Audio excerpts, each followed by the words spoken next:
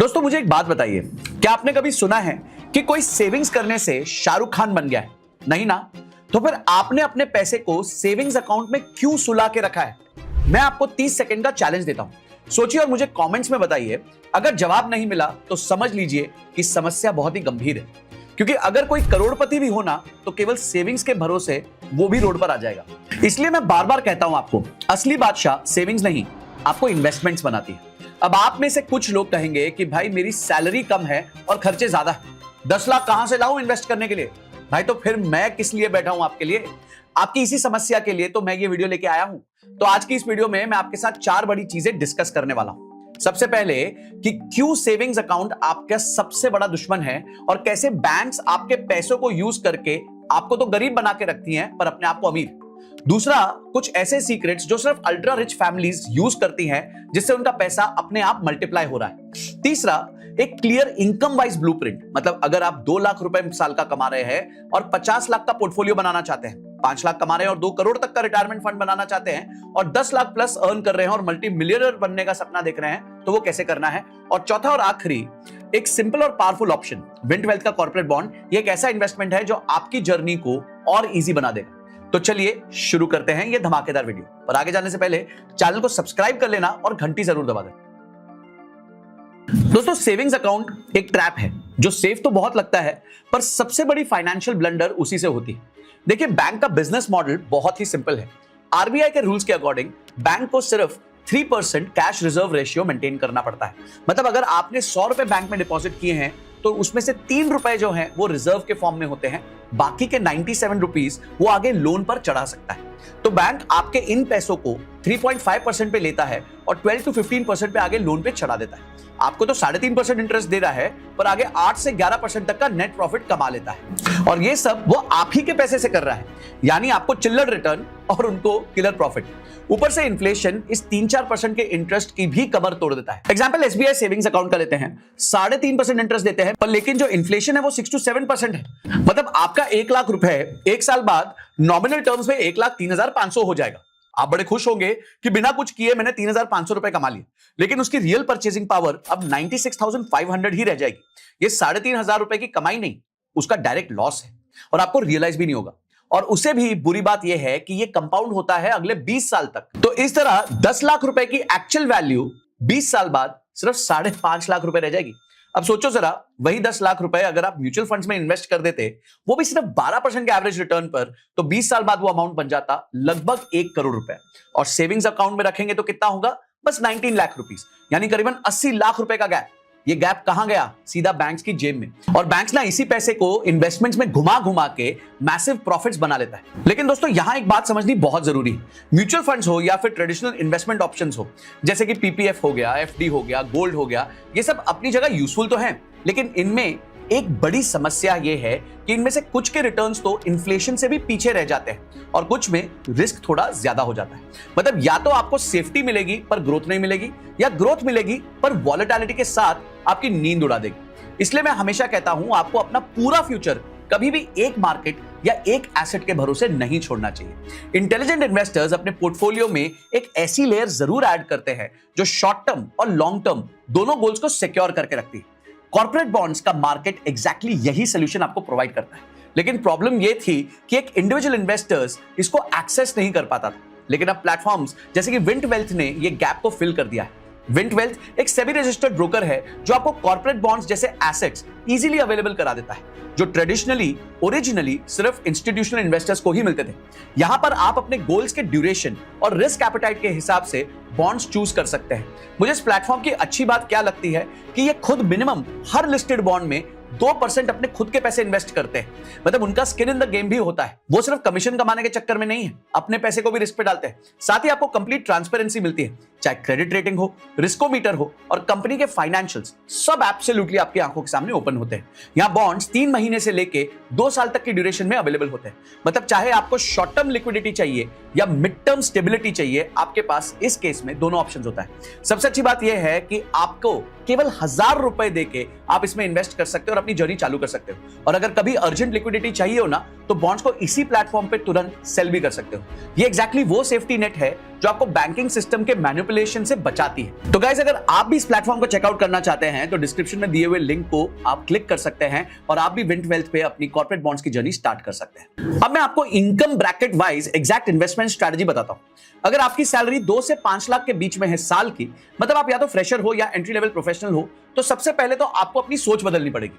Poverty mindset से निकलकर abundance mindset को अडॉप्ट करना पड़ेगा। पैसे कम है लेकिन आपके पास टाइम बहुत है और यही सबसे बड़ी स्ट्रेंथ है आपकी। सबसे पहला स्टेप है आप अपने लिए इमरजेंसी फंड जरूर क्रिएट करें, लेकिन सिंपल सेविंग्स अकाउंट में पैसा पार्क करना बेस्ट सोल्यूशन नहीं।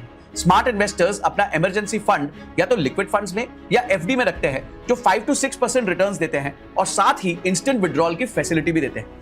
कम से कम 6 महीने के एक्सपेंसेस कवर करने चाहिए, जो इस इनकम रेंज के लिए अप्रोक्सीमेटली 50,000 रुपए से 1 लाख तक हो सकते हैं। इन्वेस्टमेंट की बात करें तो इंडेक्स फंड्स एक परफेक्ट स्टार्टिंग पॉइंट है, क्योंकि ये देश की टॉप कंपनीज में इन्वेस्ट करता है। अगर आप सिर्फ 500 रुपए महीने की एसआईपी से भी शुरुआत करेंगे तो 30 साल में ये 17.5 लाख बन जाते हैं, वो भी 12% रिटर्न्स पे। लेकिन असली मैजिक तब होता है जब आप सैलरी इंक्रीमेंट के साथ एसआईपी को भी हर साल 10% 20% बढ़ाते हैं, depending upon your salary hike. ये स्ट्रेटजी आपको 50 लाख से ज्यादा का कॉर्पस बना के दे सकती है। तो ये तो हो गई 2 से 5 लाख की बात। पर अगर आपकी सैलरी 5 लाख से 10 लाख के बीच में है तो यहां फाइनेंशियल प्लानिंग की असली जरूरत पड़ती है। ईपीएफ के एम्प्लॉयर मैचिंग कंट्रीब्यूशन को फुल यूटिलाइज कीजिए, क्योंकि वो फ्री मनी है जो आपको 8.25% कंपाउंडिंग के साथ ग्रो करता है, उस पर टैक्स भी नहीं लगता। इस स्टेज पर आपको अपने पोर्टफोलियो में इक्विटी और डेट का बैलेंस बनाना चाहिए। रफली 70 to 80% इक्विटी और 20 to 30% डेट या फिर गोल्ड। इक्विटी में लार्ज कैप, मिड कैप और इंटरनेशनल फंड्स का मिक्स रख सकते हैं। और सबसे इंपॉर्टेंट है कि आप अपनी इनकम का 15 से 20% इन्वेस्टिंग जरूर करिए। यह अग्रेसिव लग सकता है, लेकिन इसी ब्रैकेट में सबसे ज्यादा वेल्थ क्रिएट होती है, क्योंकि आपके खर्चे प्रोपोर्शनेटली कम होते हैं और आपकी इन्वेस्टमेंट कैपेसिटी हाई होती है। तो गाइस, अब आते हैं वो लोगों पे जो 10 लाख रुपए से ज्यादा कमा रहे हैं हर साल। अब समझ लीजिए, यहां पे असली वेल्थ मल्टीप्लिकेशन चालू हो गई। यहां पर सिर्फ सेविंग्स या बेसिक इन्वेस्टमेंट से अब काम नहीं चलेगा, बल्कि आपको अपनी फाइनेंशियल प्लानिंग को एक सोफिस्टिकेटेड लेवल तक लेके जाना पड़ेगा। आपको अपने पोर्टफोलियो में थोड़ा इंटरनेशनल एक्सपोजर भी ऐड करना पड़ेगा, स्पेशली यूएस मार्केट के थ्रू, क्योंकि वहां के टेक्नोलॉजी और innovation driven sectors long term में हाई ग्रोथ पोटेंशियल देते हैं। लेकिन ध्यान रखिए, सारा पैसा उठा के उसमें मत डाल देना। एलोकेशन लिमिटेड होना चाहिए। पूरे पोर्टफोलियो का 10 से 15% से ज्यादा इंटरनेशनल एक्सपोजर मत रखिए। इसमें भी डायरेक्ट लेने की जगह आप ईटीएफ के माध्यम से ये पैसा इन्वेस्ट कर सकते हैं। अगर आप सेक्टोरल रोटेशन समझते हैं तो आपको सेक्टोरल एलोकेशन भी केयरफुली करना चाहिए। Technology, health care, financial services, public sector unit, infrastructure जैसे हाई ग्रोथ सेक्टर्स में आप एक्सपोजर ले सकते हैं, लेकिन इसका भी एलोकेशन अपने टोटल पोर्टफोलियो का 10 से 15% तक ही रखिए। रियल एस्टेट के लिए डायरेक्ट प्रॉपर्टी इन्वेस्ट करना कभी कभी फीजिबल नहीं होता, इसलिए एक अमेजिंग प्रोडक्ट है रियल एस्टेट इन्वेस्टमेंट ट्रस्ट। ये एक स्मार्ट ऑप्शन है जहां आपको रेगुलर इनकम और प्रॉपर्टी मार्केट का एक्सपोजर दोनों मिल जाता है, वो भी बिना किसी झंझट के। इन्फ्लेशन से बचने के लिए आप गोल्ड के ईटीएफ को रिलायबल हेज बना सकते हैं। अपने पूरे पोर्टफोलियो में 5 से 10% उसको भी एलोकेट कर सकते हैं। इस ब्रैकेट का गोल्डन रूल ये है कि आप अपनी इनकम का कम से कम 25 to 30% हमेशा इन्वेस्ट करते रहेंगे। ये एलोकेशन अग्रेसिव लगेगा, लेकिन यही वो स्ट्रैटेजी है जो लॉन्ग टर्म में इन्फ्लेशन को बीट भी करेगी और आपके लिए रियल वेल्थ क्रिएट करेगी। और हाँ दोस्तों, एक और चीज जो हर इनकम ब्रैकेट के लिए बहुत कॉमन है, वो है अपने पोर्टफोलियो में एक सेफ्टी लेयर को ऐड जरूर करें। इस चीज को आप विंट वेल्थ पर जाकर कॉर्पोरेट बॉन्ड्स के थ्रू अचीव कर सकते हैं, जिसके बारे में हम थोड़ी देर पहले बात कर चुके हैं, लिंक डिस्क्रिप्शन में। लेकिन ये सभी इन्वेस्टमेंट्स तभी सक्सेसफुल होंगी जब आप उन डेडली मिस्टेक्स को अवॉइड करेंगे जो 90% इंडियंस करते हैं और अपना फाइनेंशियल फ्यूचर खुद ही डिस्ट्रॉय कर बैठते हैं। पहला मेजर ट्रैप है इंश्योरेंस को इन्वेस्टमेंट समझना। ट्रेडिशनल पॉलिसीज जैसे एंडाउमेंट प्लान्स या यूलिप्स आपको ना प्रॉपर इंश्योरेंस कवर देते हैं, ना ही डिसेंट इन्वेस्टमेंट का रिटर्न देते हैं। सच तो यह है कि इंश्योरेंस लेना चाहिए सिर्फ प्रोटेक्शन के लिए, जैसे टर्म इंश्योरेंस, जहां सिर्फ 10 से 15 हजार एनुअल प्रीमियम में आपको 1 करोड़ का कवरेज मिल जाता है। और अब तो जीएसटी भी माफ हो गई है। बाकी पैसा अलग रखो और ग्रोथ के लिए म्यूचुअल फंड्स में इन्वेस्ट करो। सिंपल रूल याद रखना, इंश्योरेंस प्रोटेक्शन के लिए है और इन्वेस्टमेंट ग्रोथ के लिए है। दूसरा सबसे बड़ा वेल्थ डिस्ट्रॉयर है रियल एस्टेट का ऑब्सेशन। तो दोस्तों, रियलिटी ये है कि घर एक इमोशनल परचेज होता है, इन्वेस्टमेंट नहीं होता। एक होम लोन आपको 20 to 25 इयर्स तक ईएमआई में बांध देता है। उसके ऊपर मेंटेनेंस, रजिस्ट्रेशन कॉस्ट और प्रॉपर्टी टैक्स जैसे भी एड ऑन चीजें आ जाती हैं। अगर वही पैसा आप एसआईपी में डाल देंगे तो वो 3 से 4 गुना हो जाएगा और आपके लिए वेल्थ क्रिएट करेगा। मुंबई, दिल्ली, बैंगलोर जैसे मेट्रोज में रेंटल यील्ड सिर्फ 2 से 3% की होती है, जबकि म्यूचुअल फंड के रिटर्न्स 12 से 15% तक के होते हैं। इसलिए स्मार्ट लोग रेंट पे रहते हैं और अपना पैसा लिक्विड इन्वेस्टमेंट्स में काम पर लगा देते हैं। पर दोस्तों अगर फिर भी आप अपना घर लेना चाहते हैं तो वो इन्वेस्टमेंट नहीं है, परचेज है, तो एक गोल्डन रूल याद रखिए, आपका जो टोटल कॉस्ट ऑफ ओनरशिप है, जिसमें EMI, electricity, society maintenance, home maintenance, made expenses, ये आपकी टेक होम इनकम का 40% से कम होना चाहिए, तभी आप एक घर ले सकते हैं और उसमें खुशी से रह सकते हैं। तीसरा ट्रैप है एफडी एडिक्शन, जो स्पेशली मिडिल क्लास मेंटालिटी से आता है। फिक्स डिपॉजिट सेफ लगते हैं लेकिन एक्चुअल में वो वेल्थ डिस्ट्रॉय कर रहे हैं। अगर आप हायर टैक्स ब्रैकेट में आ जाते हैं तो आपको इफेक्टिवली 4% के आसपास रिटर्न मिलता है, जबकि इन्फ्लेशन 6 से 7% है। मतलब आपका पैसा रियल टर्म्स में तो घट ही रहा है। चौथी मिस्टेक है एनालिसिस पैरालिसिस, यानी मार्केट एंट्री के लिए परफेक्ट टाइम का वेट करना। सच ये है कि मार्केट टाइमिंग एब्सोल्युटली इंपॉसिबल है, इवन प्रोफेशनल फंड मैनेजर्स इसमें फेल कर जाते हैं। बेस्ट टाइम इन्वेस्ट करने का था 20 साल पहले, सेकंड बेस्ट टाइम कब है? आज। एसआईपी का सबसे बड़ा बेनिफिट यह है कि मार्केट टाइमिंग का प्रॉब्लम ही आपका खत्म कर देता है। बेयर मार्केट्स आपके लिए डिस्काउंट सेल होती है और बुल मार्केट्स आपके लिए प्रॉफिट बुकिंग का चांस होता है। लेकिन इनमें से सबसे खतरनाक ट्रैप है get rich quick mentality. Stock tips लेना, क्रिप्टो मीम कॉइन खरीदना, फोमो, फ्यूचर्स, ऑप्शंस, ये सारी गैम्बलिंग, ये सब इन्वेस्टिंग नहीं है। सोशल मीडिया इन्फ्लुएंसर्स जो आपको ओवरनाइट मिलियनेयर बनने का शॉर्टकट दिखाते हैं ना, वो एक्चुअली अपने एफिलिएट कमीशंस के लिए आपको फूल कर रहे हैं। वेल्थ क्रिएशन एक स्लो एंड स्टेडी प्रोसेस है। शॉर्टकट्स में पैसा हमेशा डूबता है, इसलिए स्टूडेंट को कभी मत कंज्यूम करिए। तो अभी तक हमने जितनी बात की है उसको मास्टर करने का फॉर्मूला सिंपल है। Automate to accumulate, diversify to multiply and compound to conquer. Wealth creation एक मैनुअल प्रोसेस नहीं है बल्कि ऑटोमेटेड सिस्टम है। अंबानी फैमिली हर इन्वेस्टमेंट पे मैनुअल डिसीजन नहीं लेती, उनका dedicated family office automated systems run करता है। यही प्रिंसिपल आप भी अपनी फाइनेंशियल लाइफ में अप्लाई कर सकते हैं। प्रॉब्लम यह है कि 99% इंडियंस ये सीक्रेट जानते ही नहीं। ऑटोमेशन का साइकोलॉजी सिंपल है। ह्यूमन इमोशंस इन्वेस्टिंग की सबसे बड़ी दुश्मन है। जब मार्केट क्रैश होता है ना तो आप डर जाते हैं और सेल कर बैठते हैं। जब मार्केट पीक पे होता है तो आप लालच में आके बाय कर बैठते हैं। ये बिहेवियरल पैटर्न हमेशा आपका लॉस करवाएंगे ही करवाएंगे। ऑटोमेशन इमोशंस को कंप्लीटली रिमूव कर देता है।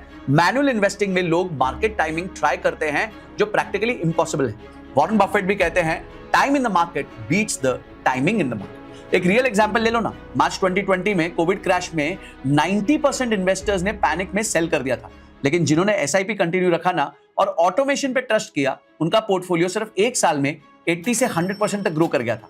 यह है ऑटोमेशन की असली पावर।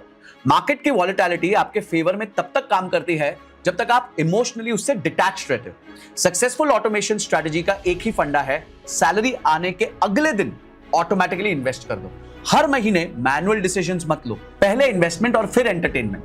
ऑटो डेबिट सेटअप करो अपने मल्टीपल एसआईपीज के लिए across different asset classes, emergency fund, equity SIP, date funds, international exposure, सब कुछ ऑटोमेटेड हो जाना चाहिए। रिच फैमिलीज एग्जैक्टली यही करती हैं और इसी वजह से वो अपने लिए जनरेशनल वेल्थ क्रिएट कर पाती हैं। और अगली इंपॉर्टेंट चीज जो है ना वो है गोल बेस्ड इन्वेस्टिंग। मतलब आपके गोल्स जितने टाइम के हैं ना उतने ही होराइजन के प्रोडक्ट्स को चूज करो। अगर आपका शॉर्ट टर्म गोल है यानी 1 से 3 साल का है, उसके लिए डेट फंड्स या लिक्विड फंड्स बेस्ट रहते हैं क्योंकि पैसा सेफ रहेगा और इजीली निकाल सकेंगे। मीडियम टर्म गोल्स के लिए आप बैलेंस्ड एडवांटेज फंड्स या हाइब्रिड फंड्स वो ले सकते हो जो थोड़ा इक्विटी ग्रोथ और थोड़ा सेफ्टी दोनों प्रोवाइड करते हैं। और लॉन्ग टर्म गोल्स के लिए सबसे पावरफुल ऑप्शन है म्यूचुअल फंड्स, इंडेक्स फंड्स जो आपको कंपाउंडिंग का पूरा बेनिफिट दे सकते हैं। एसेट एलोकेशन ना एक कोई फिक्स चीज नहीं है, ये कोई पेड़ नहीं है जिसको आप हिला नहीं सकते। ये आपके गोल के साथ साथ ड्यूरेशन के साथ साथ बदलता रहता है और कई केसेस में तो एज के साथ साथ भी बदलता रहता है क्योंकि टाइम आपके फेवर में है और आपके पास रिकवर होने का मौका है। जब आप यंग होते हैं तो आपका एक्सपोजर थोड़ा इक्विटी में ज्यादा हो सकता है और 50 के बाद अगर आप रिटायर होना चाहते हैं तो धीरे धीरे आपको कंजर्वेटिव हो जाना चाहिए और 60 तक आते आते तो आपको कोशिश करनी चाहिए कि जो आपका रिटायरमेंट फंड है वो डेट में हो। रिस्क मैनेजमेंट को इग्नोर मत करो। हेल्थ इंश्योरेंस फैमिली के लिए लो, टर्म इंश्योरेंस डिपेंडेंट्स के लिए लो और अगर जरूरत हो तो डिसेबिलिटी कवर भी ले लो। साथ ही एक सेपरेट इमरजेंसी फंड जरूर रखो ताकि किसी भी क्राइसिस में आपको इन्वेस्टमेंट्स को बेचना ना पड़े। और एक हैबिट जरूर डेवलप करो, रेगुलर रिव्यू और रीबैलेंसिंग। हर क्वार्टर अपने पोर्टफोलियो को एक बार चेक जरूर करो। जो एसेट्स ओवरवेट हो गए हैं उसमें से प्रॉफिट बुक कर लो और जो अंडरवेट है उनमें रिएलोकेट कर दो। मार्केट के अप्स एंड डाउन्स को अडेप्ट करते रहो लेकिन अपने कोर प्रिंसिपल्स को कभी भी मत छोड़ो। और सबसे बड़ा सीक्रेट सिंपल है, जल्दी शुरू करो। कंपाउंड इंटरेस्ट का सबसे बड़ा दुश्मन है प्रोक्रेस्टिनेशन। छोटी शुरुआत भी टाइम के साथ साथ मैसिव वेल्थ में बदल जाती है। डिसिप्लिन और पेशेंस ही असली इंग्रेडिएंट्स है वेल्थ क्रिएशन करने के, क्योंकि सच यही है कि फाइनेंशियल फ्रीडम तो पॉसिबल है, मैंने भी अचीव किया है। चाहे आपकी इनकम कितनी भी छोटी हो, बस प्लानिंग और कंसिस्टेंट एक्शन चाहिए। टाइम को अपना दोस्त बना लो, कंपाउंड इंटरेस्ट को काम करने दो और लॉन्ग टर्म माइंडसेट रखो। तो गाइस ये टोटल ब्लूप्रिंट मैंने आपको दे दिया है। इस ब्लूप्रिंट के हिसाब से आप अपनी इन्वेस्टमेंट जर्नी चालू करिए। अगर कोई बात नहीं समझ आई तो कमेंट में मुझसे क्वेश्चन जरूर पूछिएगा। और अगर आप भी सिर्फ 1000 रुपए से अपनी कॉर्पोरेट बॉन्ड्स की इन्वेस्टमेंट जर्नी चालू करना चाहते हैं तो विंट का लिंक हमने डिस्क्रिप्शन में दिया हुआ है, वहां से आप शुरुआत कर सकते हैं। और किन टॉपिक्स पे वीडियो चाहिए मुझे कमेंट सेक्शन में जरूर बताना। इस वीडियो को अपने सारे दोस्तों के साथ शेयर करना जो अभी भी प्रोक्रेस्टिनेट कर रहे हैं, ताकि उनको पावर ऑफ कंपाउंडिंग पता चल जाए। अगली वीडियो तक जय हिंद जय Bharat. Investments in debt securities, municipal debt securities, securitized debt instruments are subject to risks, including delay and/or default in payment. Read all the offer-related documents carefully.